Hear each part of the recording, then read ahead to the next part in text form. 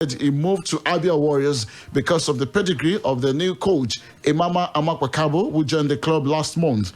The former Akwa United goalkeeper was on Friday unveiled by the Umahia-based Nigerian Professional Football League outfit, whom he teamed up with from Sunshine Stars. The ex-Flying Eagles shortstopper disclosed that former Super Eagles assistant coach Amakwakabo, who won the MPFL with Rangers in 2016, was the main reason he decided to shift base to Umahia.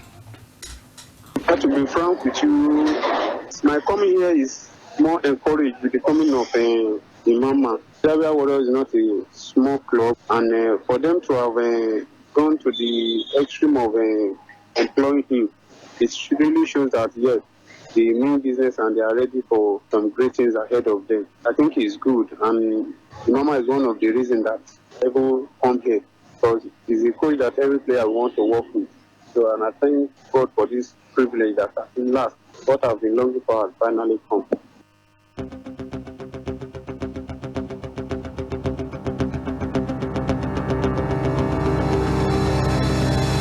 Okay, there you listen to Olawuwo Ojo, who is expected to face stiff competition from fellow goalie Martins Edafe, who joined Abia Warriors from Dekada FC earlier in the week.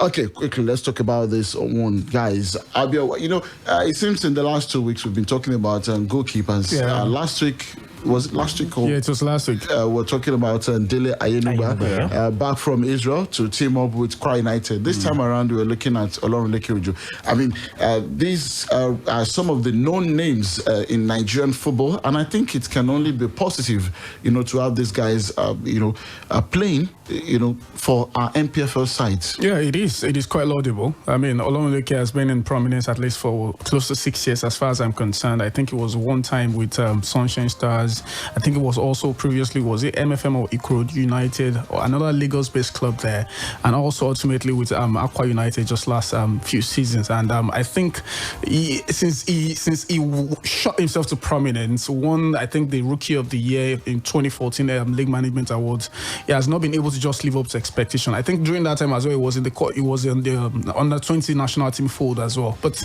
I mean, the last 3-4 years, he has not really enjoyed that meteoric rise. And even at the start of last season, or was it 2 seasons ago, he had a howler against El Kanem Warriors in the opening fixture for Akwa United. But I think last season he was able to cover himself with a bit of glory, had a double-digit amount of clean sheets in the league, and now teaming up with Abia Warriors, who are currently undergoing quite an enviable project, because I've always been looking for Abia Warriors since they gained promotion in 2014.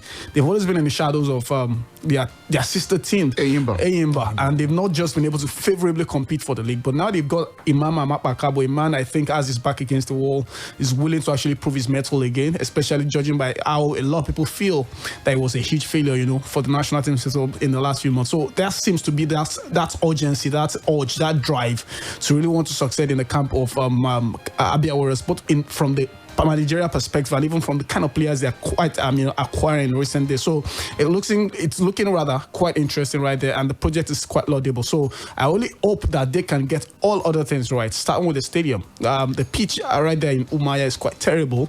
I spoke with their media officer just about last month, and he said they are currently working on this the pitch right there.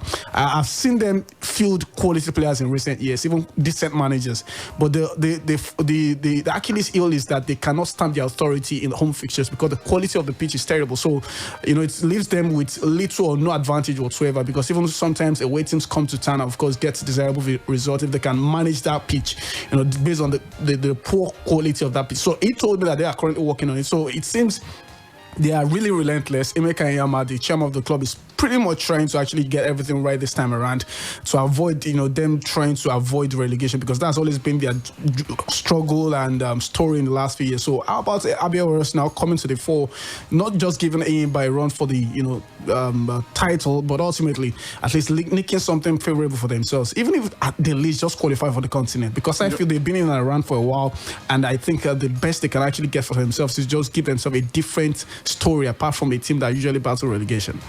Feranmi, I want to look at this from the managerial point of view. He said something about the pull, the attraction of playing under Imama Amakwakabo, and that takes my mind back to, a time where I would say, quote and unquote, we had illustrious managers around, Kadri Kana, Oke Modi, Alfonso's DK, Solomon Ogbeide, and a few others. Can we really say that that we have that kind of the Galacticos collection of those kind of managers right now in the league? Yeah, for me, I think probably maybe aside from Bega Gubote. And this Plateau United guy, Makaba. Yeah, I think he's gradually. I think I think we're already growing a list. Of course, we're already growing a list, and I think with none of them has done it on the continent. I think okay, Modi and Ikana. Yeah, but we have to actually wait and see if they will be able to do it but again. This is supposed to be the time. Yeah, this is supposed to be the time, and that's why we have to keep waiting if they can actually do that. But talking about those coaches, I think they've been able to actually do what they know the best when it comes to the Nigerian Professional Football League, and I think talking about Abia Warriors this time around, I think it wants to actually right its wrongs, like Iwe actually said. It wants to still prove doubters wrong that okay, I'm still capable of actually doing something very important when it comes to the Nigerian Professional Football League, and attracting players like Ojonloro Leke is actually one of those steps in actually restructuring the Abia Warriors team. And I think probably with time, I'm not expecting them to actually have a revamp of bringing 12-13 players like some other teams actually doing the MPFL, but use what you have and getting one or two quality players to be able to get the results when it comes to MPFL. The away results too has actually not been impressive even last season, though the league actually was actually aborted. But then looking at their away games, they've not really been convincing like that. And if they can actually get that straight, I think there's nothing stopping them from actually competing with the likes of Eyimba or even getting to get that continental ticket on the long run. And I would also love to chip this in. I think they shouldn't also be in a hurry. Fine, they are doing something right now, but that shouldn't mean at the end of the season, the incoming if they season, don't get what they don't get anything, they should just be quick to throw whatever it is. We don't know. We don't know yet. Ideally, we hope to speak with Imama in the coming days. I mean, from this studio, what based on our own understanding, I think qualifying for the continent should be the decent base. Is that not a big ask? It isn't. I understand. According to NFF table, they finished 16th last season. And for me, if I'm going to set a target for them going forward, I think finishing top 10 is not bad. I would beg to disagree. I think it's not bad. MPFL can be quite funny sometimes. Doesn't work that way. Exactly. A team that battle relegation again. We are beginning to see, some big sides. Yeah. In recent years, look at aside from Eyimba, which has always been big, Kano Pillars. Yeah. You consider Plateau United to be big. Yeah, true. Lobby Stars. Enugu Rangers. Yeah. These are clubs in a way. Obviously, but these clubs also built this pedigree based on something because they have a decent manager and also a decent crop of players and structure. Yes, I understand, and that's where I'm going to. You could tell that the project's been backed upon now, but to get as much funding as Eyimba. Exactly. I would say at least a decent amount of funding is. So a decent funding should get them a decent position. Listen, yes, which a top 10 is not bad. We'll move on right now because of our time. Manchester City suffered more Champions League woes as Leon claimed shock 3-1 victory to Don Pep Guardiola's side out of the competition at the quarterfinal stage in Lisbon. And in the Europa League, Manchester United threw a one-goal lead to crash out of the Europa League as substitutes. Luc de Jong scored a late winner to send Sevilla through 2-1 to Friday's final. The question is, who will Sevilla, the king of Europa League, be playing? Is it going to be Inter Milan or Shakhtar Donetsk? We'll take a break to catch up with the BBC Premier League update. We'll be back in a moment. Stay with us. BBC Premier League update from the home of Premier League football. Hello, I'm Andy Barwell at the BBC Sports Centre. Manchester United are out of the Europa League. They lost 2-1 to the Spanish team Sevilla in the opening semi-final at the mini-tournament being played in Germany. So a huge disappointment for boss Ole Gunnar Solskjaer and his side. United had taken the lead in the match too. Bruno Fernandes opened the scoring from the penalty spot on 9 minutes, but defensive mistakes proved costly, as the BBC's football commentator Alistair Bruce Ball explains. It's just that nagging, horrible feeling that every Manchester United fan must have had when those chances came early in the second half. And actually, you can't, the way they finished this season, that front four, they have all taken their chances brilliantly, and Bunu made some excellent saves. But those chances have got to be taken against a team like Sevilla. They've not been able to do it. And I would say in the final reckoning, I think it's been a good season for Manchester United. We judge them by extremely high standards. We've got to remember where they've come from. And they're playing in the Champions League next season. That is a good season. If they'd won a trophy, and certainly this Europa League, it would have been a great season. And it's not quite that, but it was a much better performance than, say, the FA Cup semi-final against Chelsea, where they really didn't turn up and didn't, give their best. They were better than that, but it's just that first 15 minutes of the second half, they couldn't get the ball in the back of the net, and the goals they conceded, they'll just be annoyed about the 2 goals they've conceded. Avoidable.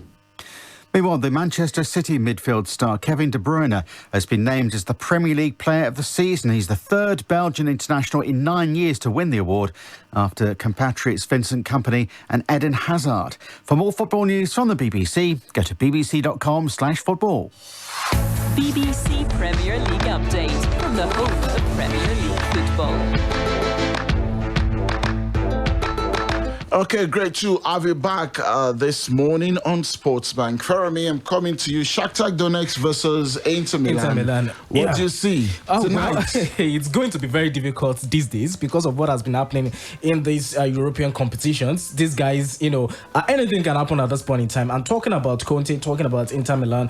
For me, so far, they've not really been convincing that much. But when you look at, the quality they have, you would expect them to be able to do the needful against Shakhtar. Remember, Conte hasn't done much in Europe. Exactly. Even when he was in Juve. Exactly. Especially even at Chelsea. You can say that again. Especially even with cup competitions. He doesn't really get his onions right when it comes to playing those cup competitions. And that is why I have my fears later tonight. But then, I think, all things being equal, on paper, you would say Inter Milan has a greater chance of qualifying. But Shakhtar Donetsk, these guys are very, very strong team. So make a call. Making a call, I would like to see an Inter-Sevilla final. Okay.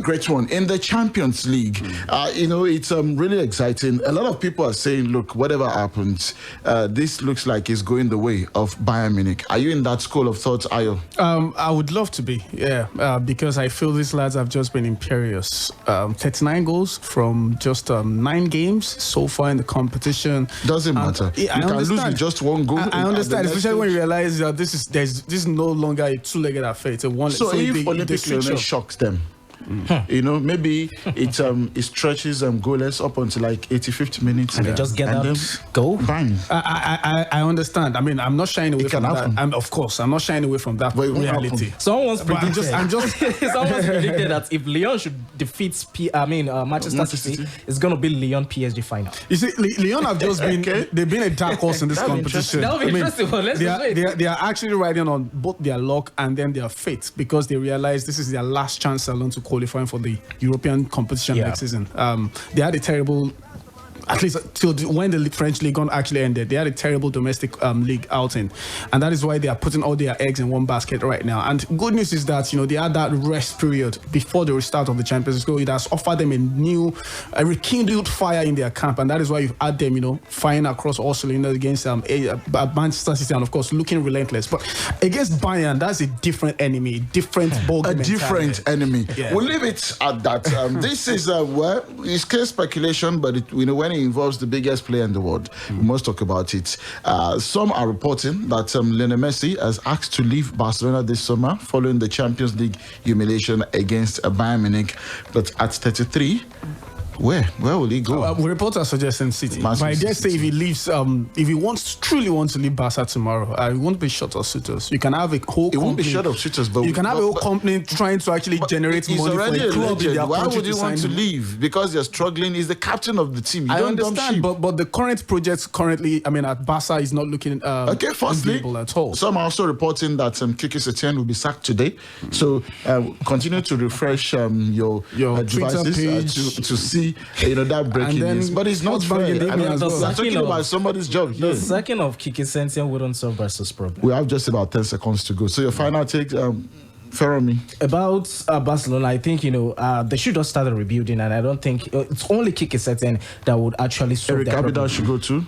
I think he has already gone. And according to report, not confirmed. Not confirmed, but I think he's gone already. Let's take 1 or 2 comments. Yes, on Twitter, this one from AY Pumping 2011. It says the highlights for me would be Lyon versus Manchester City. For Manchester United against Sevilla, it's expected because Sevilla turned themselves they've turned themselves to the king of Europe League for some time now. But on Facebook, here's one from Elwine Daniel Gabriel Eboigbe. It says, see Man United getting to another semi-final. Third semi-final this season and not going through to final. I guess it's becoming a course. I'd rather finish 8th and win the FA Cup. Interesting perspective there. Yeah. Okay, I believe we'll serve as food for thought for Ole. I believe all these ideas of your legend, this and that, will only end next I actually season. felt If it doesn't get to win a trophy next season, he'll be fired. The team needed more of him yesterday. There's a point to which They haven't seen any of him. Exactly. He was always an improper Okay, I wish we had more time to talk about this, but we have to go now. Thank you so much, guys. The pleasure And is thanks mine. to you for listening this morning. Join us, please, at 5:45 later this evening. My name is Tunde Olawuwo. Have a lovely Monday and bye-bye. Splash FM 105.5. Calling all smart moms out there. It is time for us to get into the Pick 456 Smart Living Hub to learn new ways to raise smart kids. Cut